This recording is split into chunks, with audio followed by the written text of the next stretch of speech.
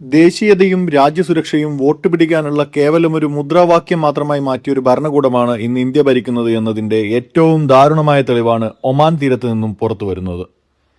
ആഗോളതലത്തിൽ ഇന്ത്യൻ നയതന്ത്രം കൊടുമുടിയിലാണ് എന്ന് അവകാശപ്പെടുന്നവർ നമ്മുടെ രാജ്യത്തെ സാധാരണക്കാരായ മനുഷ്യർ അന്താരാഷ്ട്ര കടലിൽ മിസൈൽ ആക്രമണത്തിൽ കൊല്ലപ്പെടുമ്പോൾ എന്തിനാണ് മൗനം പാലിക്കുന്നത് എന്ന ചോദ്യം ഉയരുകയാണ്.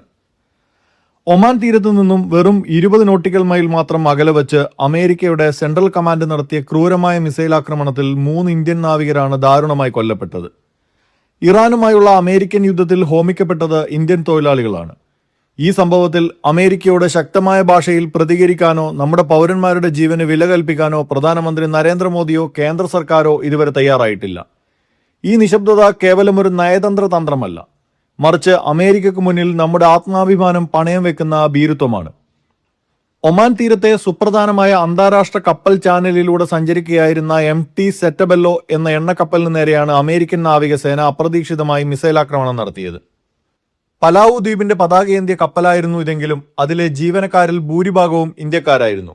ആകെ 24 ഇന്ത്യൻ നാവികരാണ് കപ്പലിൽ ഉണ്ടായിരുന്നത്. ഇറാനിൽ നിന്നുള്ള എണ്ണക്കടത്തിന്മേൽ അമേരിക്ക ഏകപക്ഷീയമായി ഏർപ്പെടുത്തിയ ഉപരോധം ലംഘിച്ചു എന്നാരോപിച്ചായിരുന്നു US സെൻട്രൽ കമാൻഡിന്റെ ഈ സൈനിക നടപടി. കപ്പലിന്റെ എഞ്ചിൻ റൂം ലക്ഷ്യമാക്കി അമേരിക്ക തൊടുത്തുവിട്ട മിസൈൽ ആക്രമണത്തിൽ കപ്പലിന് തീപിടിക്കുകയും 3 ഇന്ത്യൻ നാവികർ സംഭവ സ്ഥലത്ത് തന്നെ കരിഞ്ഞു മരിക്കുകയുമായിരുന്നു. ഒമാൻ കോസ്റ്റ് ഗാർഡിന്റെ ഇടപെടൽ കൊണ്ടാണ് ബാക്കിയുള്ള 21 ഇന്ത്യൻ ജീവനക്കാരെ ജീവനോടെ കരക്കെത്തിക്കാൻ സാധിച്ചത്. കൊല്ലപ്പെട്ട നാവികരുടെ മൃതദേഹങ്ങൾ ഇപ്പോഴും ഒമാനിലെ ആശുപത്രിയിൽ സൂക്ഷിച്ചിരിക്കുകയാണ്. ഒരു അന്താരാഷ്ട്ര വാണിജ്യ കപ്പലിന് നേരെ യാതൊരുവിധ മുന്നറിയിപ്പും ഇല്ലാതെ യുദ്ധക്കപ്പലിൽ നിന്നും മിസൈലുകൾ അയക്കുകയാണ് അമേരിക്ക ചെയ്തത്. അന്താരാഷ്ട്ര നിയമപ്രകാരം തുറന്ന കടലിലൂടെയോ അന്താരാഷ്ട്ര ചാനലുകളിലൂടെയോ സഞ്ചരിക്കുന്ന ഒരു വാണിജ്യ കപ്പലിനെ ആക്രമിക്കാൻ മറ്റൊരു രാജ്യത്തിനും അവകാശമില്ല. ഏതെങ്കിലും രാജ്യം ഉപരോധം ഏർപ്പെടുത്തിയിട്ടുണ്ടെങ്കിൽ തന്നെ അത് കപ്പൽ തടഞ്ഞു നിർത്തി പരിശോധിക്കാനും നിയമപരമായ നടപടികളിലേക്ക് പോകാനുമുള്ള അധികാരമേ നൽകുന്നുള്ളൂ. എന്നാൽ ഇവിടെ അമേരിക്ക ചെയ്തത് ഏകപക്ഷീയമായ ആക്രമണമാണ്.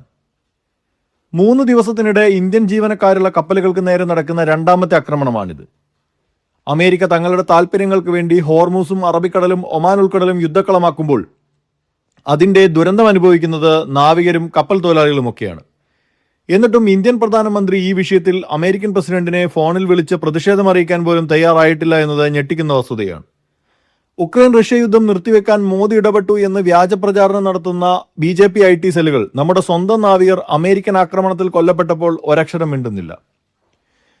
പൊതുജനരോഷം ശക്തമായതിനെ തുടർന്ന് വിദേശകാര്യ മന്ത്രാലയം ന്യൂഡൽഹിയിലെ American deputy chief of mission Jason മിക്സിനെ വിളിപ്പിച്ചു എന്നത് ശരിയാണ്. എന്നാൽ ഇത് കേവലം ഒരു ചടങ്ങ് തീർക്കൽ നടപടി മാത്രമായിരുന്നു. കടുത്ത പ്രതിഷേധം രേഖപ്പെടുത്തി എന്ന് ഔദ്യോഗിക പത്രക്കുറിപ്പ് ഇറക്കിയതൊഴിച്ചാൽ അമേരിക്കയിൽ നിന്നും ഒരു കൃത്യമായ മറുപടി വാങ്ങാൻ പോലും നമ്മുടെ കേന്ദ്ര സർക്കാരിന് കഴിഞ്ഞിട്ടില്ല. അമേരിക്കൻ നയതന്ത്ര പ്രതിനിധിയെ വിളിപ്പിച്ച വേളയിൽ പോലും ആക്രമണം നിർഭാഗ്യകരമായി പോയി എന്ന മട്ടിലുള്ള മൃദുവായ സമീപനമാണ് ഇന്ത്യ സ്വീകരിച്ചത്. തങ്ങളുടെ പൗരന്മാരെ കൊലപ്പെടുത്തിയ ഒരു രാജ്യത്തിന്റെ പ്രതിനിധിയെ വിളിപ്പിച്ച് കടുത്ത ഭാഷയിൽ താക്കീത് നൽകാൻ ഭയക്കുന്ന നിലയിലേക്ക് മോദി സർക്കാരിന് കീഴിൽ നമ്മുടെ രാജ്യം ദുർബലമായിരിക്കുന്നു. എന്തുകൊണ്ടാണ് നരേന്ദ്രമോദിയും അദ്ദേഹത്തിന്റെ ക്യാബിനറ്റും അമേരിക്കക്കെതിരെ ശബ്ദമുയർത്താൻ ഭയപ്പെടുന്നത്? ഇതിനു പിന്നിൽ കൃത്യമായ കോർപ്പറേറ്റ് താൽപ്പര്യങ്ങളും സങ്കീർണമായ രാഷ്ട്രീയ അടിയൊഴുക്കുകളുമുണ്ട്. നമ്മുടെ ചേരിചേരാ നയങ്ങളെ കാറ്റിൽ പറത്തി അമേരിക്കൻ ഭരണകൂടവുമായി മോദി സർക്കാർ ഉണ്ടാക്കിയിട്ടുള്ള ബന്ധം തന്നെയാണ് പ്രധാന കാരണം. മോദിയുടെ കോർപ്പറേറ്റ് സുഹൃത്തുക്കളുടെ ആഗോള ബിസിനസ് താൽപര്യ സംരക്ഷണത്തിന് വേണ്ടിയാണ് ട്രംപിനെ പിണക്കാത്തത്. മോദിയുടെ ഇന്ത്യ പ്രതികരണശേഷിയുള്ള പുതിയ ഇന്ത്യയാണെന്ന് പ്രസംഗിക്കുന്ന BJP നേതാക്കൾ അമേരിക്കൻ മിസൈലുകൾ കൊണ്ട് നമ്മുടെ നാവികർ കടലിൽ കൊല്ലപ്പെട്ടപ്പോൾ മൗനവ്രതത്തിലാണ്. 56 ഇഞ്ച് നെഞ്ചളവിനെ കുറിച്ച് വാചാലരാകുന്നവർ വൈറ്റ് ഹൗസിന് മുന്നിൽ എത്തുമ്പോൾ ഈ നെഞ്ചളവ് എങ്ങോട്ടാണ് ചുരുങ്ങിപ്പോകുന്നത്? കപ്പൽ ചരക്ക് നീക്കത്തിൽ മുൻപന്തിയിലുള്ള രാജ്യങ്ങളിൽ ഒന്നാണ് നമ്മൾ. ആഗോള മർച്ചന്റ് നേവി ജീവനക്കാരിൽ വലിയൊരു ശതമാനം ഇന്ത്യക്കാരാണ്. പ്രത്യേകിച്ച് കേരളം പോലെയുള്ള തീരദേശ സംസ്ഥാനങ്ങളിൽ നിന്നുള്ള ചെറുപ്പക്കാരാണ് ഈ മേഖലയിൽ കൂടുതലായും ജോലി ചെയ്യുന്നത്. കടലിലെ സുരക്ഷാ പ്രതിസന്ധികൾ ഇവരെയാണ് നേരിട്ട് ബാധിക്കുന്നത്. അമേരിക്കൻ നാവികസേന അന്താരാഷ്ട്ര നിയമങ്ങൾ ലംഘിച്ചുകൊണ്ട് വാണിജ്യ കപ്പലുകളെ ആക്രമിക്കാൻ തുടങ്ങിയാൽ ഇന്ത്യൻ നാവികർക്ക് ഇനി എങ്ങനെ ധൈര്യത്തോടെ ജോലി ചെയ്യാൻ സാധിക്കും? ചരക്ക് നീക്കം എങ്ങനെ സാധ്യമാകും? നിലവിലെ പശ്ചിമേഷ്യൻ സംഘർഷത്തിൽ ഇന്ത്യൻ നാവികരുടെയും ഇന്ത്യൻ കപ്പലുകളുടെയും സുരക്ഷ ഉറപ്പാക്കുന്നതിനായി അമേരിക്കയോട് ആവശ്യപ്പെടാൻ പോലും സാധിക്കാതെ മൗനം പാലിക്കുകയാണ് മോദി. നമ്മുടെ പൗരന്മാർക്ക് അന്താരാഷ്ട്ര തലത്തിൽ സംരക്ഷണം നൽകാൻ കഴിയാത്ത ഒരു രാജ്യം എങ്ങനെയാണ് വിശ്വഗുരു എന്ന് സ്വയം വിശേഷിപ്പിക്കുന്നത്? ഒമാൻ തീരത്തെ കപ്പൽ ആക്രമണവും കേന്ദ്ര സർക്കാരിന്റെ മൗനവും വരും ദിവസങ്ങളിൽ ഇന്ത്യൻ പാർലമെന്റിൽ വലിയ കൊടുങ്കാറ്റ് സൃഷ്ടിക്കുമെന്ന് ഉറപ്പാണ്. ഇന്ത്യൻ നാവികർ കൊല്ലപ്പെട്ട സംഭവത്തിൽ പ്രധാനമന്ത്രി പാർലമെന്റിൽ നേരിട്ട് മറുപടി പറയണമെന്നും അമേരിക്കയോട് പരസ്യമായി മാപ്പപേക്ഷിക്കാൻ ആവശ്യപ്പെടണമെന്നും പ്രതിപക്ഷ നേതാക്കൾ ആവശ്യപ്പെട്ടു കഴിഞ്ഞു.